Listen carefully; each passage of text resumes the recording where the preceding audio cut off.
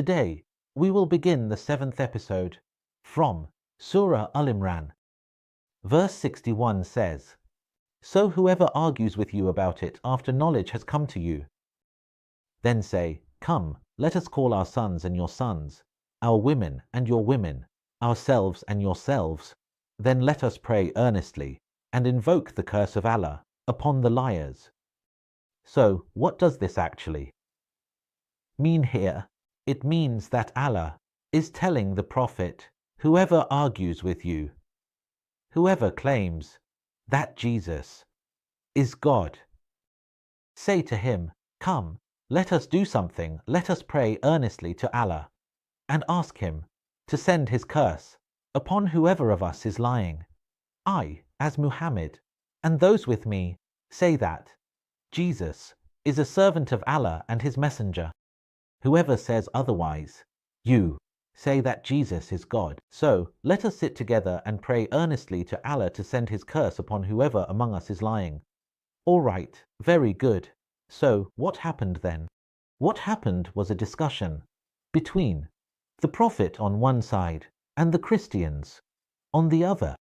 What happened is that they said to him, O Muhammad, we believe that Jesus is God. Then he said to them, Okay, then, I invite you to the mubahala, according to the verse that was revealed. I invite you to supplicate, and to the mutual invocation of God's curse and so on. All right. So, what is it exactly? As we now know, it means we ask God to send his curse upon whoever among us is lying. Very well.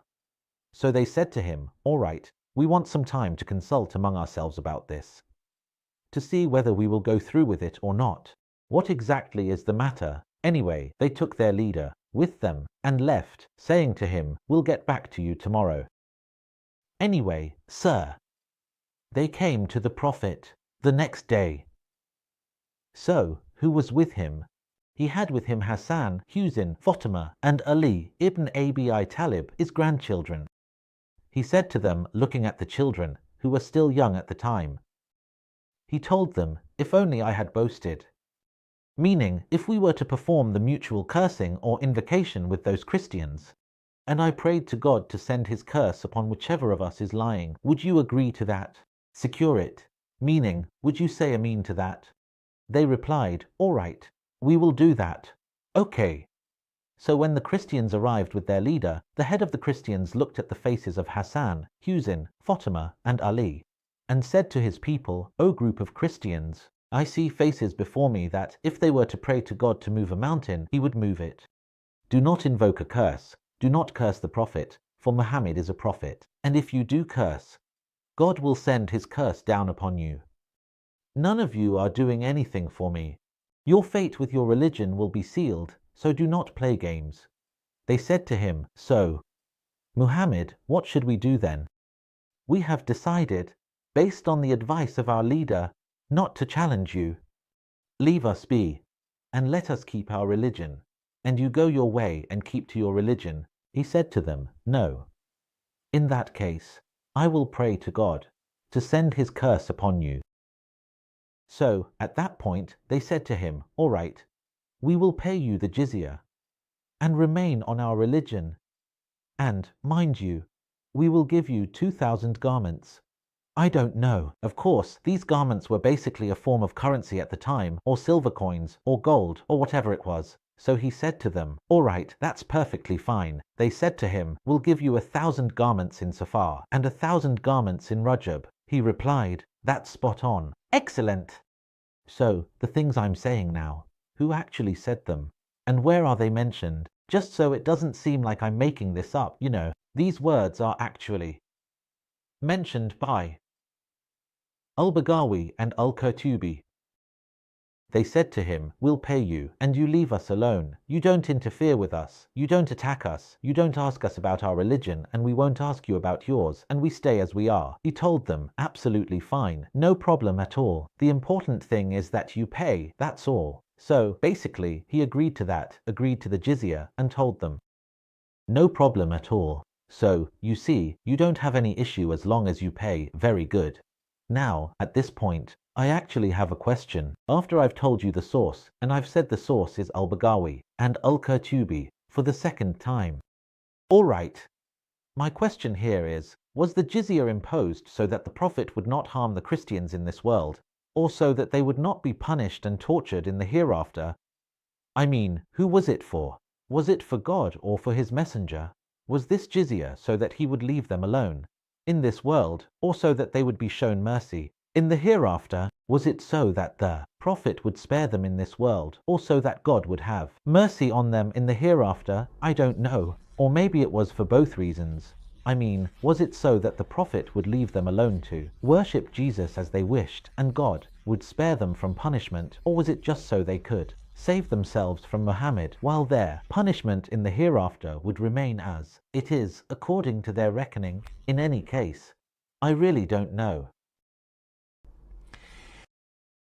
Right, so when Ibn Abd, who is Ammar ibn Hisham, the one they used to call Abu Jahl, when he found out about this story and about this conversation between the Prophet and the Christians, and that they had paid the jizya and all that, he said to them, word for word. What did he say to them? He said to them, if I see Muhammad praying at the Kaaba, I will go to him and step on his neck. What does this mean? Ammar ibn Hisham, who, as we said, was famously known as Abu Jahl, said, word for word, if I see Muhammad praying at the Kaaba, I will grab him and step on his neck with my shoe. So when the Prophet found out, what was his reaction? He said, yes. He said, if he does it, if he does, the angels would seize him before your very eyes. Meaning, if he tried to do that, if he put his shoe on my neck, the angels would seize him openly, in broad daylight. Who said this? It was Ibn Kathir. He is good. Who was Ibn Kathir quoting? He was quoting Ibn Abbas. And who is Ibn Abbas? He is the scholar of the Ummah and the interpreter of the Quran. He is the one who said that.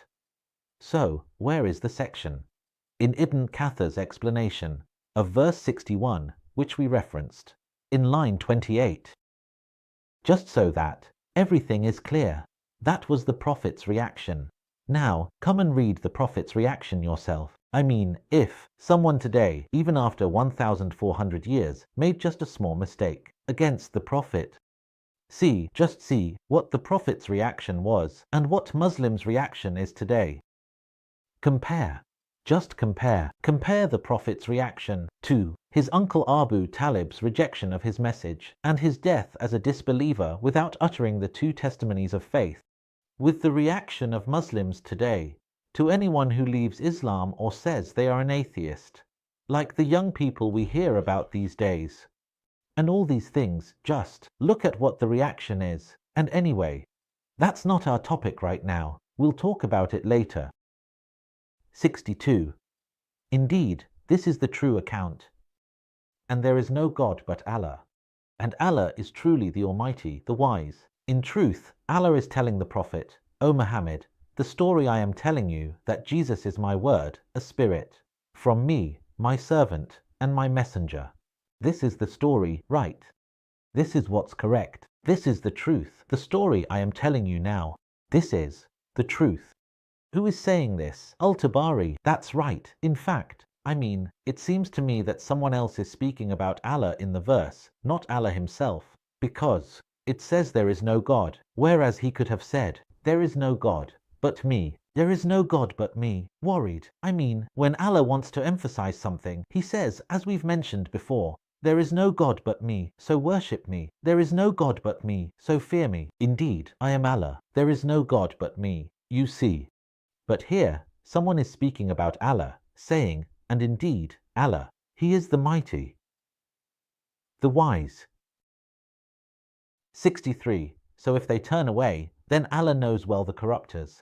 If they reject my words, I am Allah, and Jesus is His servant and messenger. So they are considered corruptors in this way. My question here really is, what is the connection between corruption and this?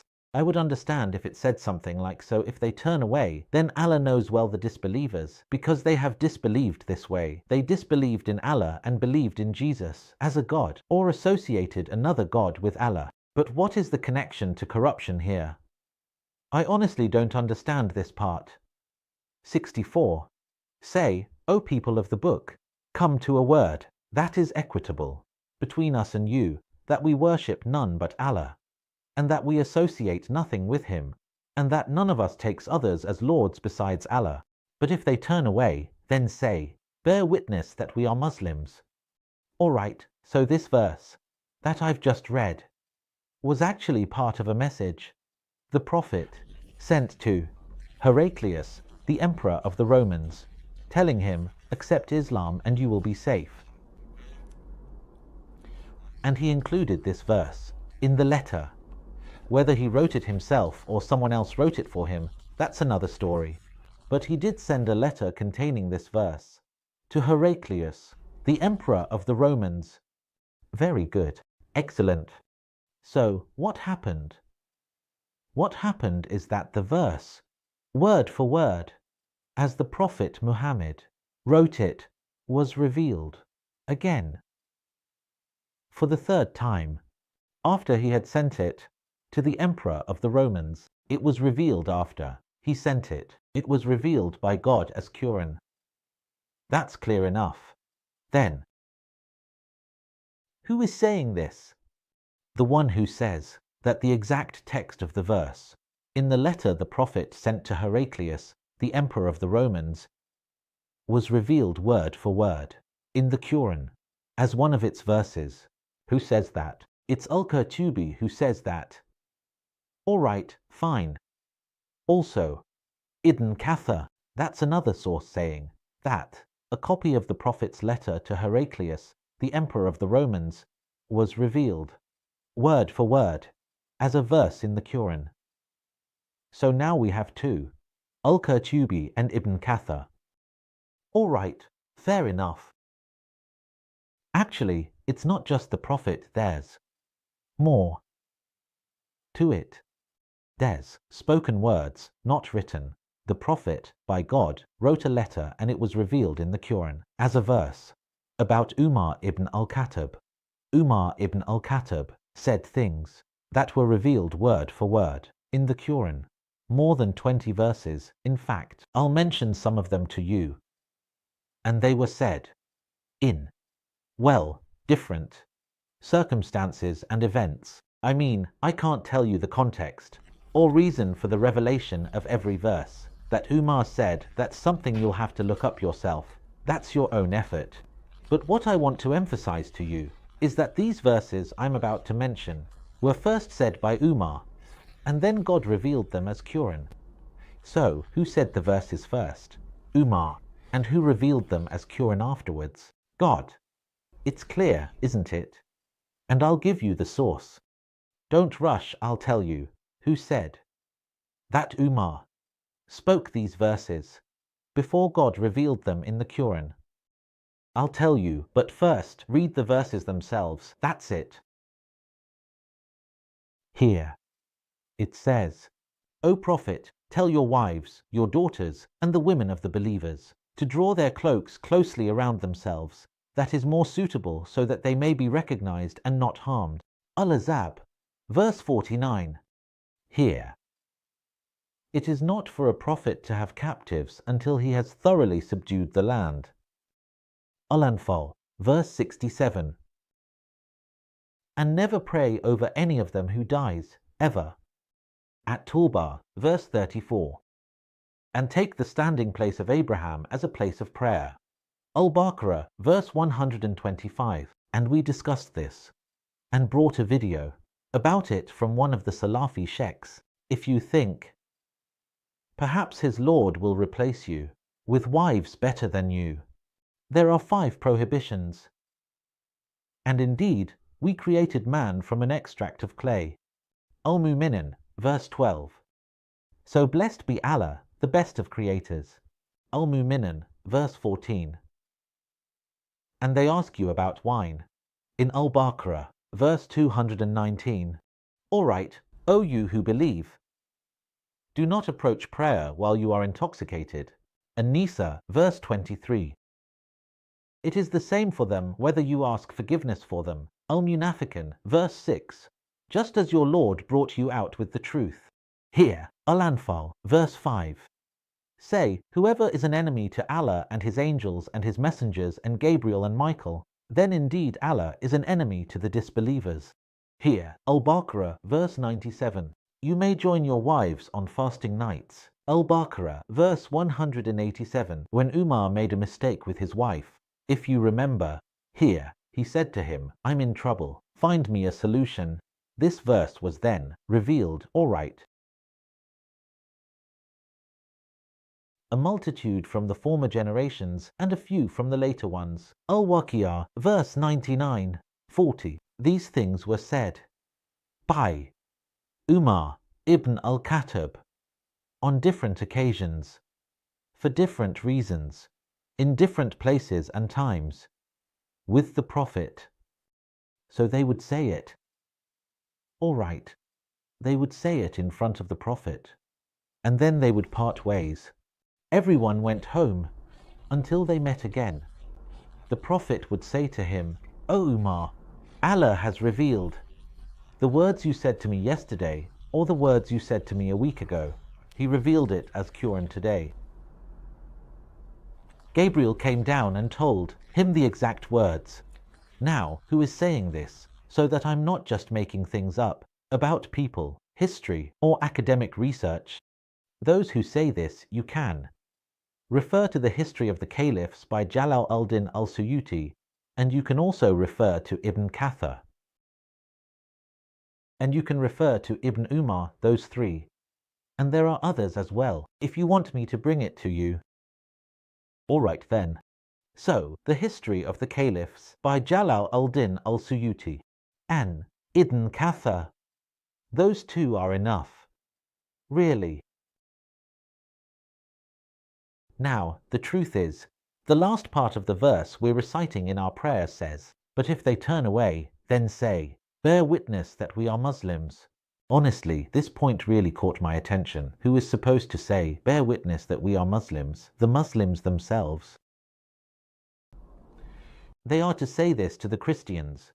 If they refuse to accept Islam and stop claiming that Jesus is God and all that, the Muslims are to say to the Christians, bear witness that we are Muslims.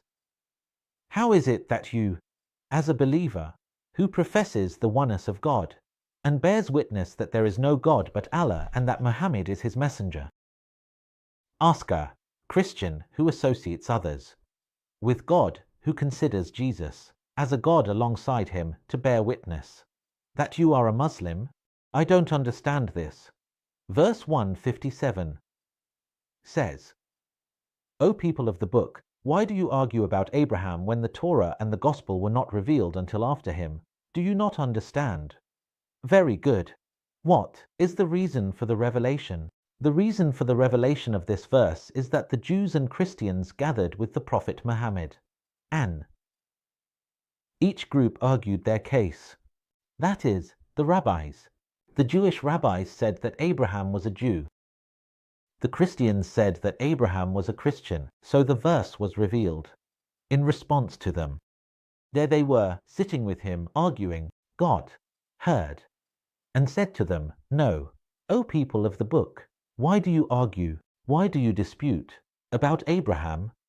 Why are you arguing about Abraham, and for what reason? And the Torah and the Gospel were not revealed except after him in the first place. So how did you know about him when he wasn't even mentioned in your books? Right. So here it was revealed. This is what was said. By whom? Ibn Abbas says that this is the reason for the revelation of this verse. Very well. So here, in fact, the scholars stepped in to explain the matter to us. They say there were 1,000 years between Abraham and Moses, and 1,000 years between Moses and Jesus. How can he be Jewish or Christian, God willing? Between Abraham and Moses, 1,000, and between Abraham and Jesus, 2,000? How could he have been? a Jew or a Christian. So who is it that's saying this? It's being said by Al-Qurtubi, Ibn Kathir, and Al-Tabari. Very good point. Excellent. Here's my question. If we add another 600 years, making it 2600 because there were 600 years between Jesus and Muhammad, how could Abraham possibly have been a Muslim? Then, you're telling me there was 1,000 years between me and Abraham, so it's impossible for him to have been a Jew, given the time between me and Abraham, Jesus, and Abraham, 2,000 years. He couldn't have been a Christian between me and the Prophet Muhammad, that's 2,600 years. How could he have been a Muslim?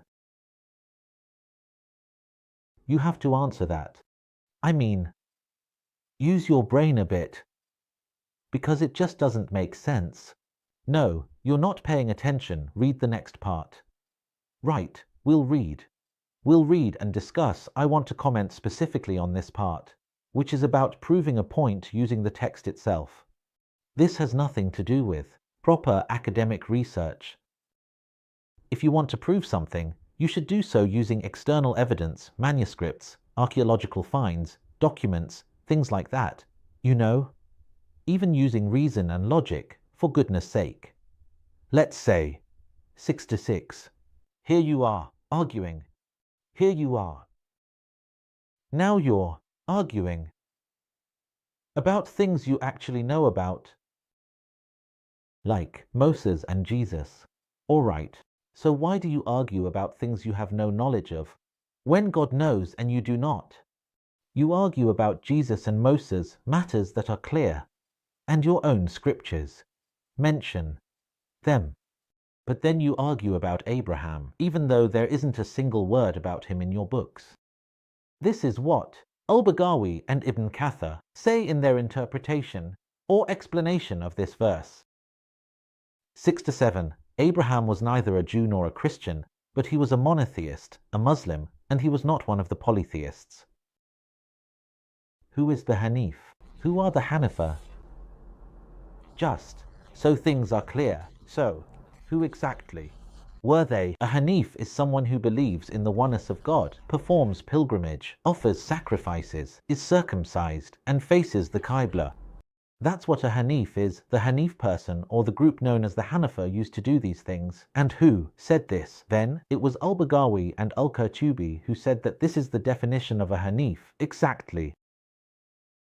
The truth here is that Abraham was neither a Jew nor a Christian, but he was a monotheist Muslim. My question here is, he was neither a Jew nor a Christian. And as we mentioned in the previous verse, he wasn't a Jew because there was 1,000 years between him and the Jews. And he wasn't a Christian because there were 2,000 years between him and the Christians. But how was he a Muslim when there are 2,600 years between him and the Prophet of Islam? Let's try to understand this together, because in truth, the Prophet Muhammad. This means that Islam was revealed twice, once with Abraham and once with Muhammad. So, simply put, and pay attention, Islam was revealed once with Abraham, then we had Judaism and Christianity in between, and then who was sent down to us? The Prophet Muhammad.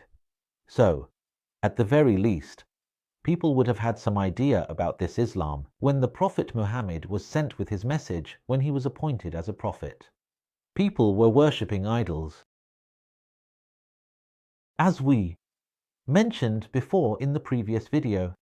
Of course, people responded to me and said, how could he be a Christian as if he was born a Muslim? Which is, of course, not true at all. The proof is that he got married in a church ceremony and remained committed to it even 10 years after his prophethood. I mean, if someone came to you today and said, I got married according to the Hanafi school of thought. According to the Hanafi school of thought, it's only natural. You'd understand he's a Muslim, obviously. There's no need to explain further. Why is that? Because Abu Hanifa was a Muslim, and his rulings are based on Islamic principles taken from the Quran and the Sunnah. So, even after his prophethood, Prophet Muhammad, I'm telling you, I can't go into too much detail or bring you lots of evidence and such, because that's not really our main topic here. But, when Prophet Muhammad was sent, people were worshipping idols. And Prophet Muhammad himself broke the idols. They really had no concept at all. Since Prophet Ibrahim was a Muslim, I mean, and I'll talk about the matter of using texts as evidence for these points at the end, but just so we don't take up too much time. All right. Now, the truth is, 68, the first people, that the people most closely connected to Ibrahim are those who followed him, this prophet, and those who believed. And those who believed, and Allah is the ally of the believers. The most deserving of people. The people with the greatest right to Ibrahim are those who followed him. Who are those who followed him? The Muhajirun and the Ansar. And who is this prophet? This prophet who was mentioned. Of course, this is a demonstrative pronoun, meaning that there was someone being referred to, but I don't really know what their grammatical position is. I mean, if we remove this, it would become and the prophet and those with him, because who is pointing to the prophet in this case, and this prophet. But in any case, let's stick to our context. So, who is the prophet? The prophet Muhammad. Who are those who followed him? Those who followed the prophet Ibrahim are the Muhajirun and the Ansar, so they are the ones most entitled to him. The prophet Muhammad, the Muhajirun, and the Ansar are the people most entitled to the prophet Ibrahim, because they are the ones who truly followed him. They followed him, adopted his way and path and all those things, and they were monotheists like him, facing the Qibla, worshipping God alone, practicing circumcision, and so on. All those things we mentioned a little while ago, offering sacrifices, performing Hajj, and so on. That's good, then. So, who is it that's saying this? What I just said now. It's Ibn Kathir and Al-Tabari who say this. Exactly. 69. A group from the people of the book wished to lead you astray, but they only lead themselves astray, and they do not realize it. The Jews used to invite Mu'ad ibn Jabal, Hudayfah ibn al-Yaman, and Ammar ibn Yasir to Judaism. Then the verse was revealed. Who says this? It's al-Baghawi and al-Qurtubi who say this. Very good. 70. O people of the book, why do you disbelieve in the signs of Allah while you bear witness? Which means, why do you disbelieve in the Prophet Muhammad? Yes, the verse is addressing the Christians and the Jews, saying to them, why do you disbelieve in the Prophet Muhammad when you know everything about him and all his characteristics? Because his characteristics, his news, and information about his message and his mission are mentioned in your books. And you know all of this from the Torah and the Gospel. This was the explanation of the scholars, namely Al-Tabari and Al-Qurtubi. In brief, that's it, because there's a lot written about this. Very good. 71. And in the last one, it says, O people of the book, why do you mix truth with falsehood, and conceal the truth while you know it, truth with falsehood? Here, there are two opinions. The first, which is al-Baghawi's, says, why do you mix the Torah, which God revealed in its original, pure form, the original version, with the version that you have altered? The second opinion, from al-Qurtubi, says, why do you mix Judaism and Christianity with Islam? You mix truth with falsehood. Exactly so. Of course, the second opinion says, why do you mix Judaism and Christianity with Islam? And you know that God only accepts Islam in the first place and only rewards for it. Why are you causing this chaos? Why are you mixing things up like this? All right, that was Al-Qurtubi. See you next Friday.